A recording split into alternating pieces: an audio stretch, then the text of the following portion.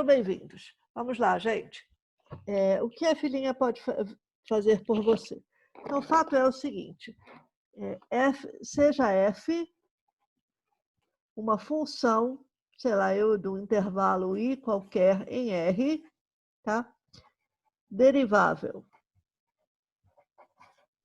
Então, que dá para calcular a derivada. Eu preciso ajeitar isso aqui para vocês poderem ver o papel todo. Ok. Bom, a primeira questão, então, o sinal de f' é que nos diz muita coisa sobre o que acontece com a função, tá? com o gráfico da função. Então, se o sinal de f' é positivo, tá? O que isso aqui diz sobre a função? Veja, lembra que f' num ponto x0, tá? É o limite de f de x menos f de x0 sobre x menos x0, quando x tende a x0. Isso aqui é a derivada num ponto, né?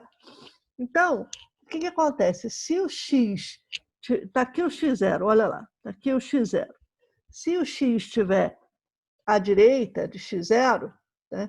Então essa diferença x menos x0 vai ser positiva. Tá? E se o x estiver à esquerda de x0, essa diferença é negativa. Certo? Bem, se f' é positivo e f' num ponto é esse limite, isso quer dizer que perto do ponto x0, f' no ponto é aproximadamente esse quociente. Esse quociente tende ao valor de f' x0. Então, se esse quociente aqui é positivo, se eu tiver à direita de x0, e como o denominador é positivo, para que o quociente seja positivo, eu preciso ter um numerador também positivo.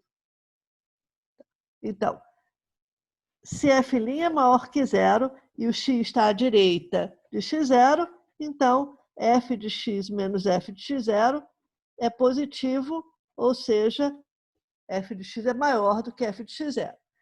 Se o x estiver à esquerda do x0, então x menos x0 é negativo, e, portanto, para que o quociente seja positivo, o numerador também tem que ser negativo, porque menos com menos dá mais.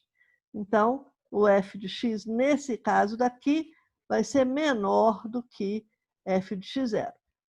Então, em outras palavras, se eu tiver, olha só, em outras palavras, se eu tiver à direita de x0, o f de x tem que ser maior do que o f de x0. O f de x vai estar à direita do f de x0. Se o x estiver à esquerda de x0, o f de x vai estar à esquerda de f de x0. Ou seja, f de x é crescente. Então, se f' é positivo, então f é crescente, é uma função crescente. Você aumenta os valores de x e os valores de f acompanham, aumentam junto. Tá? Ótimo. Se, por outro lado, se f' for menor do que zero, então, como f' é aproximadamente um quociente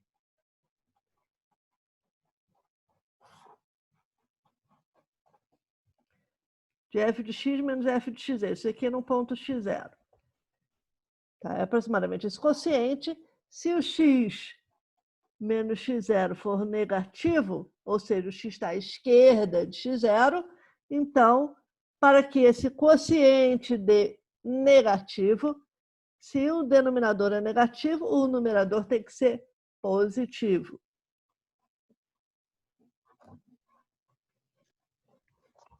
Por outro lado, se o x estiver à direita do x0, então o f de x tem que estar à esquerda de f de x0. Em outras palavras, se f' é negativo, então f é decrescente.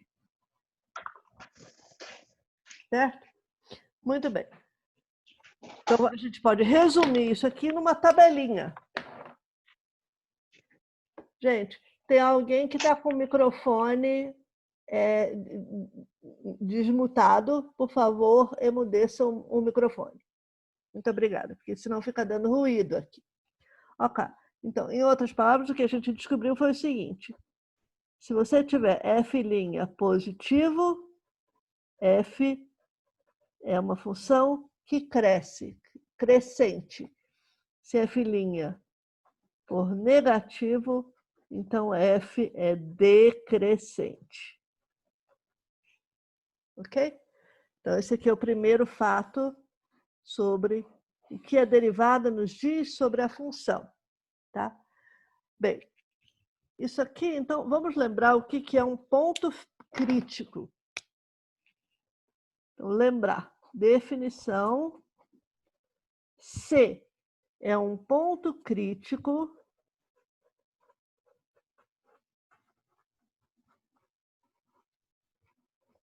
de f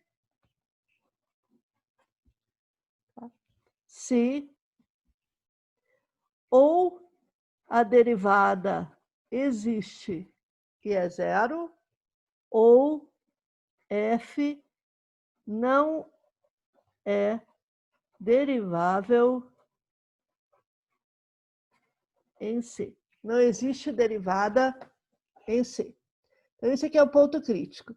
Se é um ponto crítico, se ou a derivada é zero, ou f não tem derivada em C. Então, a função pode não ter derivada num ponto, tá? Quando ela tiver ou um bico, ou a derivada tender para infinito, ou a função for descontínua, também é uma possibilidade no ponto C. Então, tem várias instâncias em que a função pode não ser derivável no ponto C. Tá.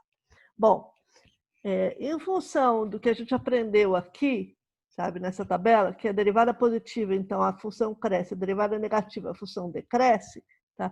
A gente tem o que se chama o teste da primeira derivada.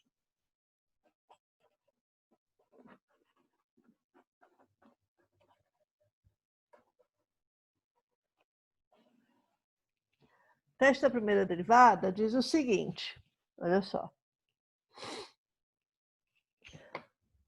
Seja C um ponto crítico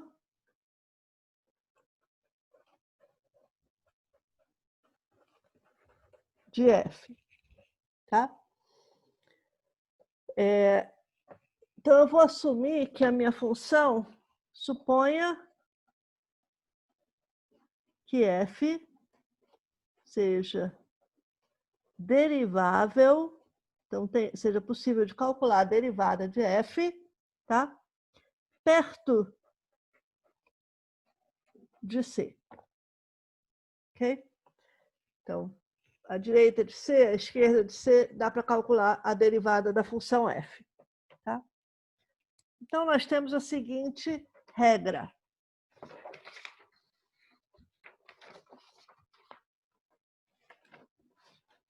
Olha só. Então, temos o seguinte. Se o sinal da derivada, tá? Se f' muda de positivo para negativo ao passar por C, então C vai ser um ponto de máximo local.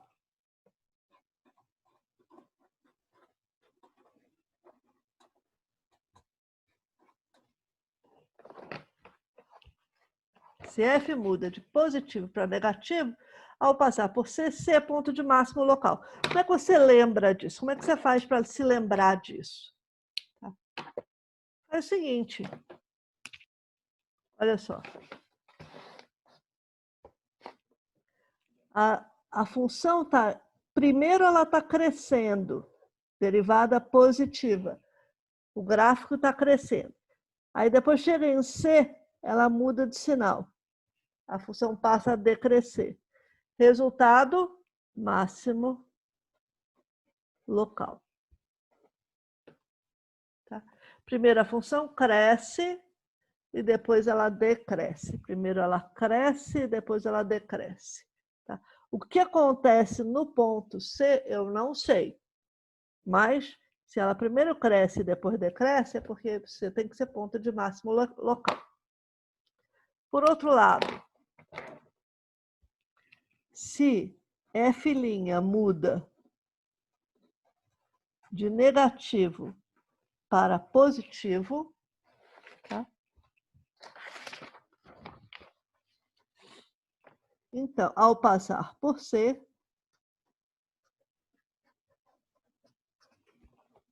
então, C é um ponto de mínimo local. E, de fato, né, se você tiver... Ela está mudando de negativo, então a função tá, os valores da função estão caindo para positivo. Então, mínimo local. O desenho é bem claro, né? E se F' não muda de sinal, ao passar por C,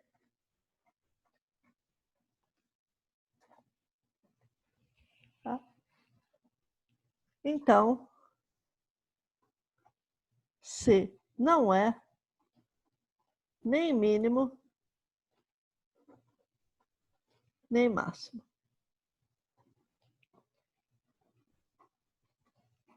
Local.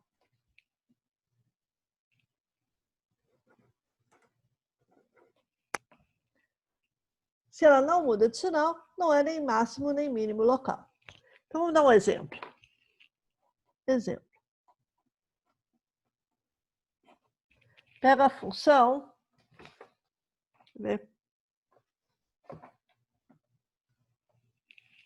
vamos pegar a função f de x igual x² sobre x² menos 9.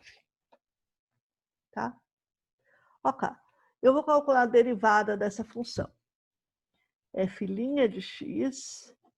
Bom, aqui eu tenho que usar a regra do quociente. Isso aqui é uma fração, né? Um quociente de duas funções, é uma função racional. Tá? Então, eu tenho que usar a regra do quociente, que diz o seguinte: para derivar uma função racional, eu pego o denominador e elevo ao quadrado. Aí depois, no numerador, eu coloco a derivada do numerador, que é a derivada de x², que é 2x, vezes o denominador, menos o numerador, vezes a derivada do denominador. Derivada de x2 menos 9, que é 2x. Então, isso aqui deu 2x ao cubo menos 18x, isso aqui fazendo essa conta daqui, menos x2 vezes 2x é 2x ao cubo, sobre x2 menos 9 ao quadrado. O resultado, portanto,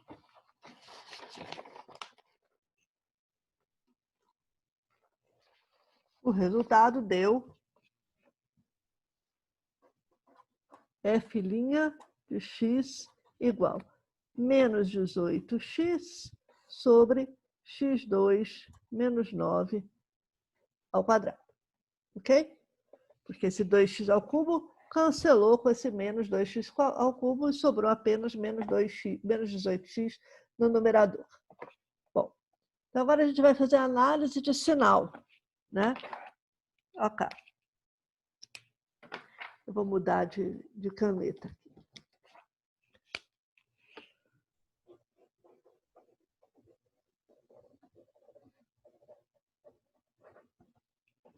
Análise de sinal. x2 menos 9 ao quadrado, como isso aqui é um quadrado de alguma coisa, isso daqui é sempre maior ou igual a zero.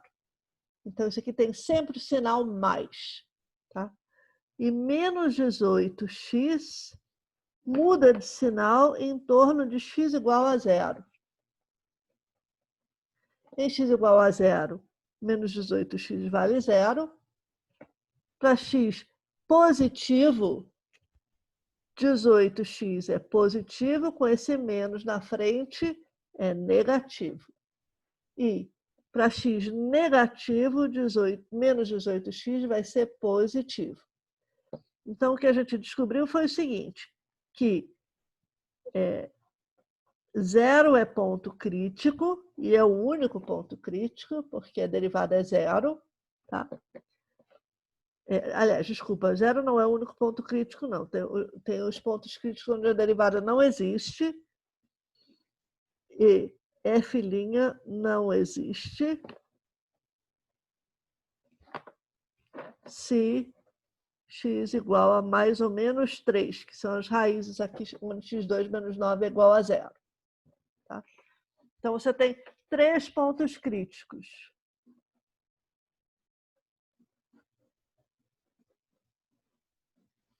X igual a zero, x igual a 3, x igual a menos 3.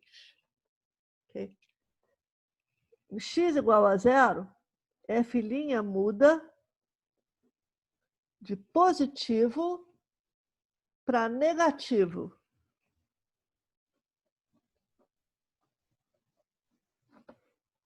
Ao passar por x igual a zero. A derivada muda de positivo para negativo ao passar por x igual a zero.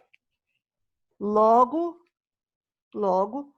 pelo teste da primeira derivada, aquele teste que a gente acabou de ensinar, x igual a zero é um ponto de máximo local.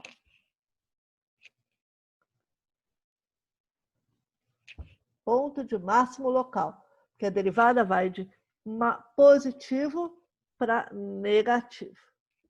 Cresce, cresce e decresce.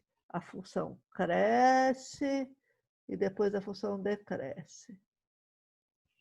Portanto, x igual a zero é ponto de máximo local. Por outro lado, ao passar por x igual a 3 ou por x igual a menos 3, a derivada não muda de sinal. Em x igual a 3, a derivada vai de negativo para continuar sendo negativo. E em x igual a menos 3, a derivada vai de positivo para continuar sendo positivo. Então, f' não muda de sinal ao passar por x igual a 3 ou por x igual a menos 3. Portanto, esses pontos não são nem pontos de máximo local e nem pontos de mínimo local. Muito bem. Então, em resumo, vamos resumir aqui numa tabelinha, tá? Teste da primeira derivada. Certo? Se f', se C é ponto crítico, então, se f' muda de mais para menos, C é ponto de máximo local. Se f' muda de menos para mais, C é ponto de mínimo local. Se F' não muda de sinal, então C não é nem máximo, nem mínimo local. Okay? Então, está aqui o nosso teste da primeira derivada.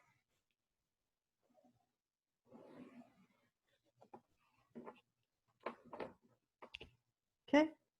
Muito bem. E a segunda derivada? O que nos diz a segunda derivada?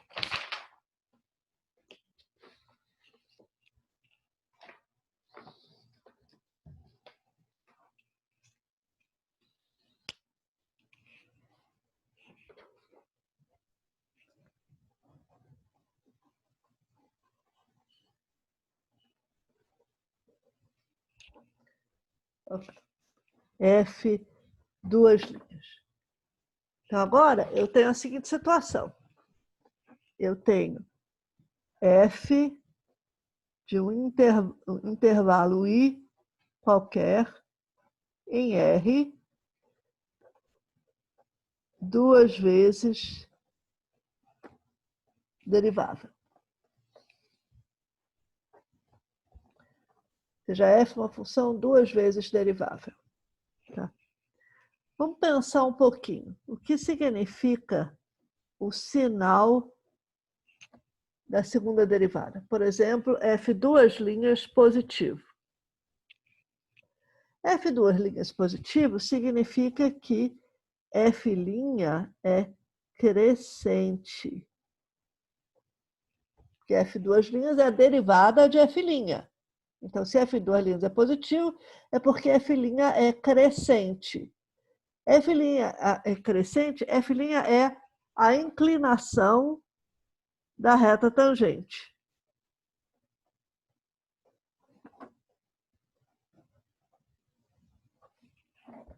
Certo?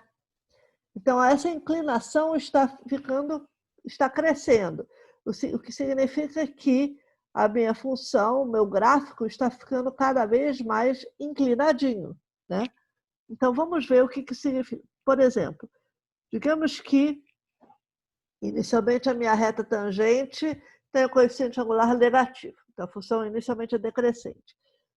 Se F duas linhas é positivo, se F' é crescente, então a tendência é que à medida que eu ando na direção positiva dos x's, essa inclinação vai ficando cada vez menor, tá? Na direção de zero, né? Cada vez menos negativa, e aí depois começa a crescer. Tá? Então, nessa situação, a gente diz que um gráfico com esse tipo de característica é um gráfico com concavidade para cima. Concavidade para cima significa que o gráfico está sempre acima de todas as suas retas tangentes. Tá? Então, esse é o caso. Nesse caso aqui, a gente diz que a concavidade é para cima.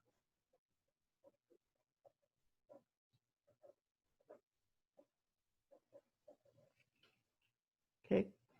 Se F duas linhas agora for negativo, você tem a situação oposta.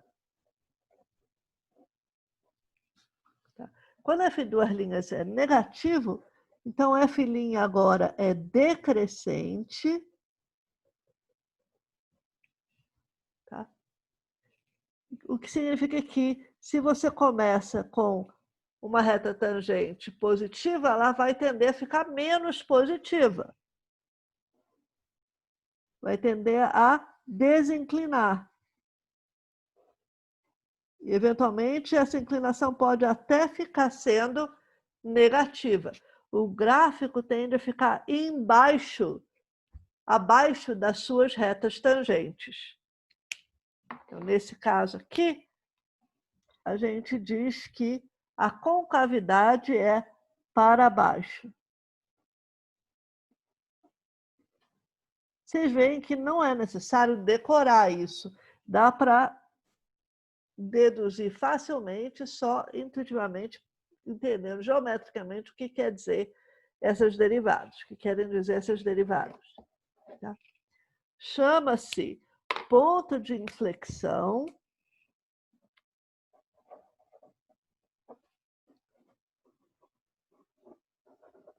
É um ponto onde muda a concavidade.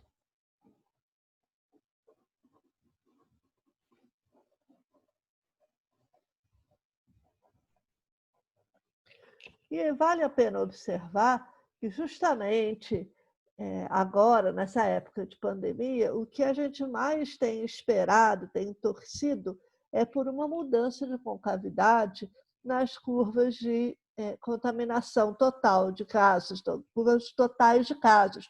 Eu não sei se vocês estão acompanhando ou não as curvas de crescimento dessa pandemia, em particular as curvas de crescimento dessa epidemia no Brasil.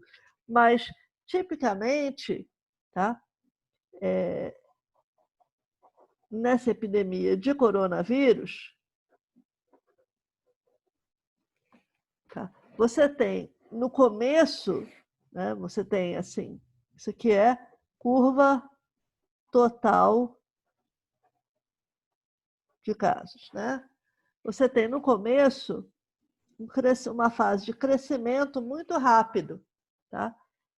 Isso aqui tende a ser um crescimento exponencial, com concavidade para cima. Mas, num certo momento, acontece justamente uma mudança de concavidade, ou é para acontecer isso, tá? Uma mudança de concavidade e a quantidade de casos começa a estabilizar, tá? Você tem uma mudança de concavidade para baixo, até que o número de casos eventualmente fica constante, porque não passa a ter mais nenhum caso diário. Tá? Essa que era a ideia, né? Então, aqui aliás, isso aqui representa o tempo, e o que a gente tanto gostaria de ver é esse ponto de inflexão. Tá? Esse ponto de inflexão, concavidade para cima, concavidade para baixo. Certo? Isso é o que a gente tanto desejaria estar vendo nessa epidemia. Infelizmente, no Brasil, essa curva de crescimento, ela continua crescendo e ela passou a ser linear. Então, não houve essa mudança de concavidade. Bom, mas voltemos aqui para o cálculo 1. Né? Voltemos aqui para o cálculo 1. Muito bem. Então, sabendo agora o que a informação de segunda derivada traz a respeito de um gráfico, a respeito de uma função, tá? A gente pode formular o que se chama o teste de segunda derivada. Teste de segunda derivada, que diz o seguinte: então vamos supor que f seja uma função cuja segunda derivada seja contínua perto de um ponto C. Tá? E C é ponto crítico.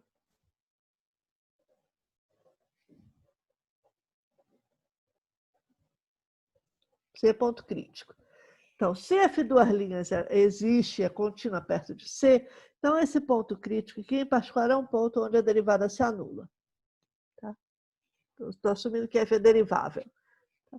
Então, eu tenho o seguinte fato. Se f' de C é zero, tá? E f duas linhas de C, no ponto C, for positiva, vamos entender o que isso aqui nos diz sobre o gráfico da função. Então, eu tenho a derivada no ponto é zero e a concavidade é para cima. Então, eu tenho zero em C e concavidade para cima. Reta tangente horizontal e concavidade para cima. C é ponto de mínimo local.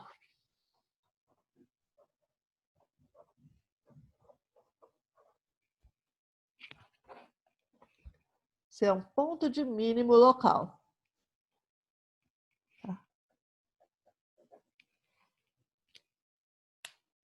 Se, por outro lado, a derivada em C é zero e a segunda derivada em C é negativa, então, o que nós temos nesse caso? Nós temos aqui, em C, você tem uma reta tangente horizontal e a concavidade é para baixo. Então, C é obrigado a ser um ponto de máximo local.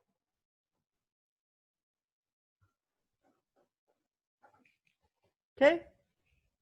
Muito bem. Isso aqui se chama o teste de segunda derivada. Essa tabelinha aqui é o teste de segunda derivada. Aí vocês vão me perguntar, mas e se a segunda derivada for zero? Se não tiver um sinal. Se a primeira derivada é zero e a segunda derivada também é zero. Nesse caso, o teste de segunda derivada é inconclusivo. Tá? Então, se f' de C é zero e f duas linhas de C é zero, então nada se pode concluir.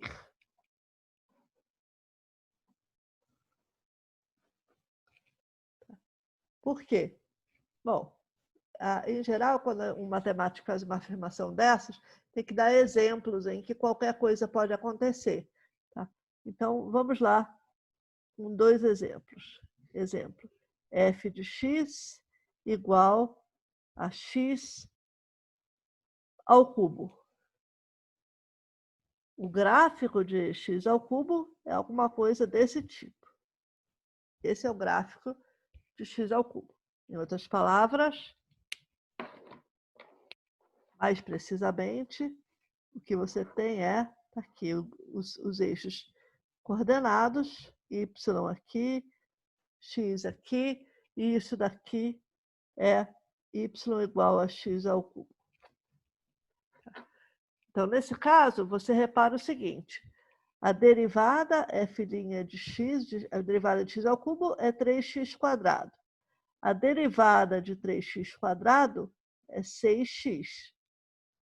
Então, em x igual a zero, você tem f' de zero, é 3 vezes 0 ao quadrado, que é zero, e f duas linhas de zero é 6 vezes zero, que também é zero. Então, tanto a derivada quanto a segunda derivada se anulam. Tá? E zero não é nem máximo, nem mínimo local. Você também pode ver o que acontece quando f de x é igual a x². Para x², aí você tem aqui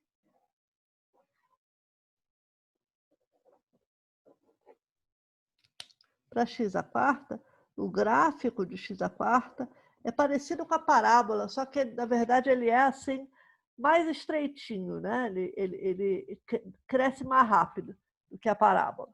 Tá? Então, o que acontece aqui? Isso aqui é y igual a x². Esse aqui é x, pronto. Então, aqui você calcula as derivadas, f' de x é 4x ao cubo, e f duas linhas de x é 12x ao quadrado. Então, o que você vê? Você vê que f' de 0 é 0, porque 4 vezes 0 ao cubo. E f duas linhas de 0 também é 0, porque 2 vezes 0 ao quadrado é 0. Tá? Então, derivada e segunda derivada são 0 e 0. E 0 é mínimo local.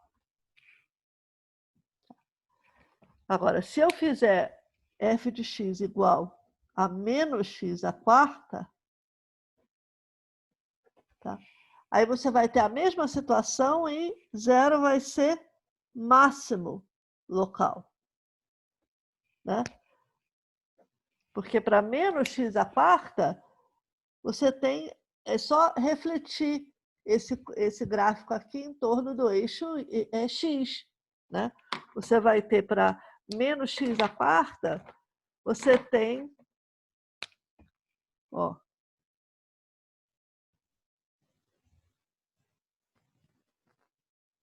isso daqui é menos x à quarta. Então, você vê claramente que para menos x à quarta, 0 é um ponto de máximo local. Ou seja, quando você tem ambas as derivadas iguais a 0 no ponto, você não consegue concluir nada, porque você pode ter uma situação em que você tenha máximo local, uma situação em que você tenha mínimo local, e uma situação em que você não tenha nem máximo e nem mínimo local. Que é o caso do x ao cubo. Tá? Ok.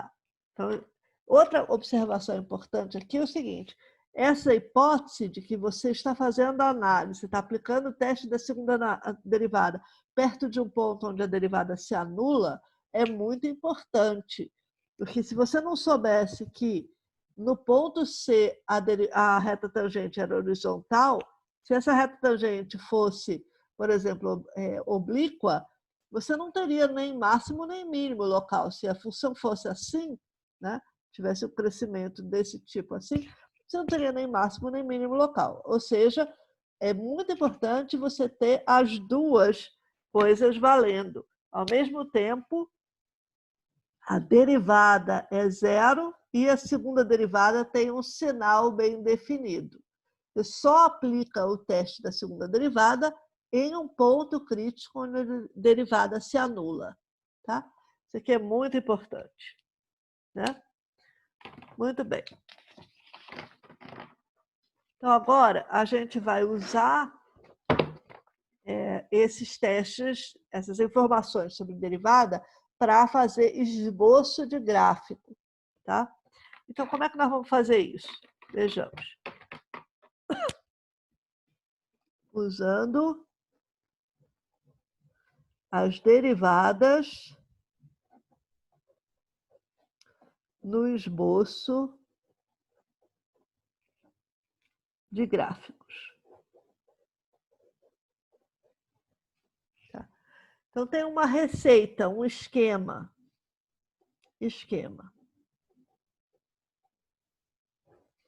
Então, seja f, deixa eu colocar aqui, de A a B em R. Estou especificando o meu intervalo AB. Esse intervalo pode ser aberto, pode ser, é um intervalo aberto, pode ser infinito, pode ser finito, tanto faz. Tá? Mas é um intervalo. Porque ele é aberto, ele obviamente é aberto. Tá? Então, seja f na função de AB em R. Né?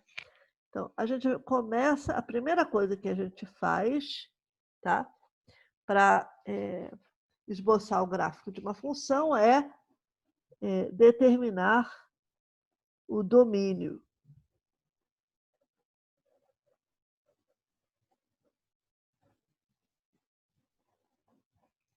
De f. Tá? Então, os pontos onde a função está definida, onde você está querendo considerar a função. B. Outra coisa que ajuda muito para esboçar o gráfico da função é determinar as interseções do gráfico com os eixos coordenados.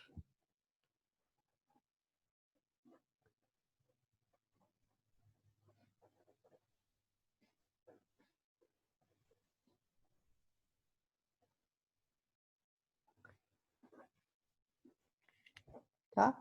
Determina as interseções do gráfico da função com os eixos coordenados, o eixo x e y. Isso aqui é uma coisa que ajuda muito para meio que fixar a escala, né? As escalas que você está trabalhando. Então, é um bom começo para a gente fazer o esboço do gráfico. Outra coisa que ajuda muito, isso aqui, na verdade, o que ele faz é que ele simplifica as operações, as contas que a gente tem que fazer, é determinar se a função está sujeita a simetrias.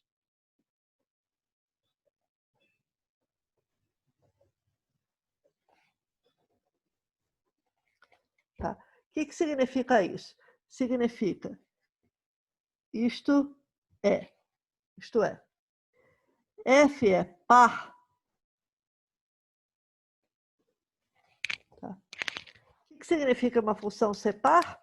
Significa que f de x é igual a f de menos x. Por que isso aqui ajuda? Porque se a função é par, eu só preciso esboçar metade do gráfico. Eu só preciso esboçar o gráfico para, digamos, x positivo. E aí, depois disso, é só refletir em torno do eixo y. Então, é uma coisa que economiza serviço. Né? Por acaso, se f não é par, por acaso f é ímpar? Então, f é ímpar significa que a hora que você troca x por menos x, f troca de sinal. Novamente, se f é ímpar, então eu também consigo economizar serviço, porque basta eu desenhar, eu esboçar metade do gráfico, ou seja, o gráfico para x positivo ou só para x negativo. Né? E aí depois eu reflito em torno do eixo y e depois eu reflito novamente em torno do eixo x. Tá? Nós vamos ver exemplos disso. F, por acaso, é periódica? Isso é uma outra simetria para considerar.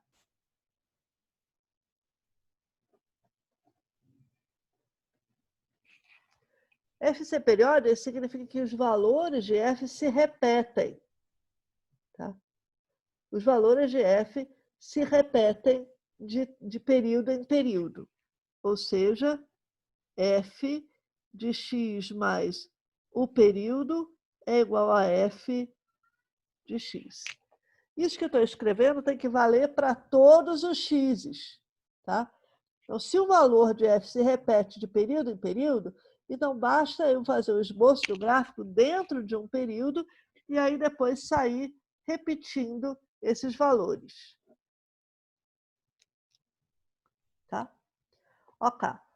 Próximo item. Para nos ajudar no esboço do gráfico. É determinar as assíntotas.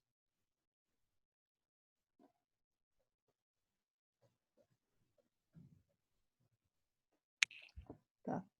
Então, as assíntotas são as retas, isto é, retas das quais o gráfico,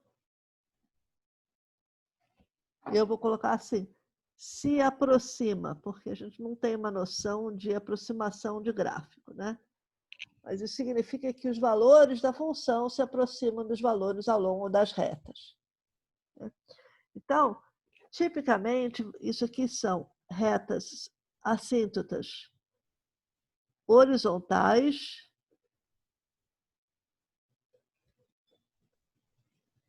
assíntotas horizontais são retas horizontais, são retas do tipo y igual a constante, tá? Y igual a L, né? E aí, para se aproximar de uma assíntota horizontal, você precisa ir para o infinito. Então, o limite dos valores da função, quando x se aproxima ou de mais ou menos infinito, é L. Não precisa os dois acontecerem. Pode ser mais infinito ou menos infinito. Tá? Aqui. Não precisa os dois acontecerem ao mesmo tempo.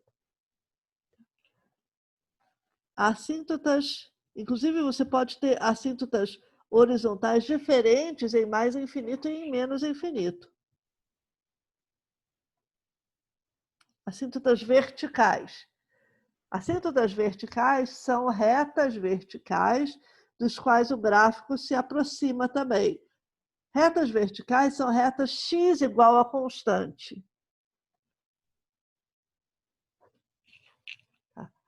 Então, o que acontece para quando você se aproximar de uma reta x igual a constante, os valores da função se aproximarem dessas retas? Bem, no caso das assíntotas horizontais, você tem y igual a L aqui, tá? E você tem que se aproximar disso daqui indo para infinito ou para menos infinito. No caso das assíntotas verticais, se você tem x igual a m aqui, tá? Para você se aproximar dessa reta vertical, só os valores irem para mais ou menos infinito. Tá? Então, nesse caso aqui, o que acontece é que o limite de f de x, quando x se aproxima de m, e pode ser pela direita ou pela esquerda, tá? Esse aqui pode ser mais ou menos infinito. E não tem nenhuma ordem aqui. Esse mais não tem que ir com esse mais pode ser com menos pode ser com mais, menos pode ser com menos, ou mais pode ser com mais. Tanto faz. Pode ser pela direita, pela esquerda apenas. Basta que por um dos lados os valores da função fiquem arbitrariamente grandes, que pronto, você tem uma assíntota vertical. Tá? Ok. Continuemos. Outro tipo de assíntota se chama assíntota oblíqua, que aí é uma reta normal, tá? Uma reta normal, y igual a mx mais b, e os valores de f se aproximam dessa reta. Então, nesse caso, você tem o limite de f de x menos os valores ao longo dessa reta, quando x vai para mais ou menos infinito, é igual a zero. Tá? Você vê que a reta assíntota horizontal, ela cai nesse tipo de caso, né? Porque se você subtrair f de x menos L, o limite é zero. Tá? Então, seria o limite y igual a L aqui, de f de x menos L, quando x vai para mais ou menos infinito, que esse limite estaria dando zero. Ok. Isso aqui é o que a gente consegue fazer sem derivada nenhuma. Né? Esboço de gráficos sem a gente saber nada sobre a derivada. Certo? O que a gente faz se a gente tem informação de derivada? Ou seja, como é que o cálculo 1, de fato, contribui para o esboço de gráficos? Então, a coisa começa determinando os intervalos de crescimento e decrescimento, onde f cresce e decresce. E para isso, a gente precisa usar a primeira derivada. Tá? Da feita que a gente tem isso, a gente determina, então, os máximos e os mínimos locais.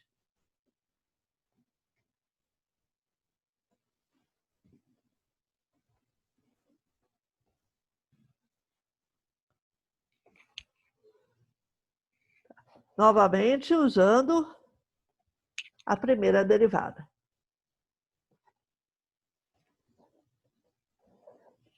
Finalmente, a gente identifica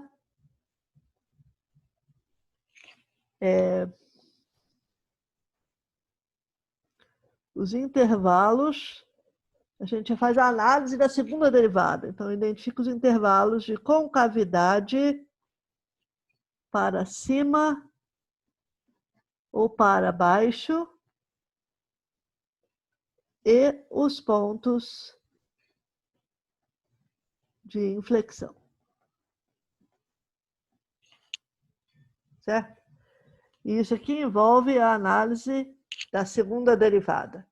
Então, A, B, C e D, você faz essencialmente sem o cálculo 1, só com o que a gente sabe de ensino médio e mais um pouquinho de limites. Tá? E, F e G é onde o cálculo 1 realmente mostra o seu poder, tá? E é super importante para a gente ter mais informações qualitativas sobre o gráfico da função. Depois a gente junta tudo e esboça o gráfico.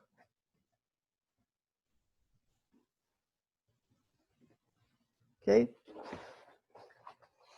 Junta tudo A, B, C, D, E, F, G e H e consegue esboçar o gráfico.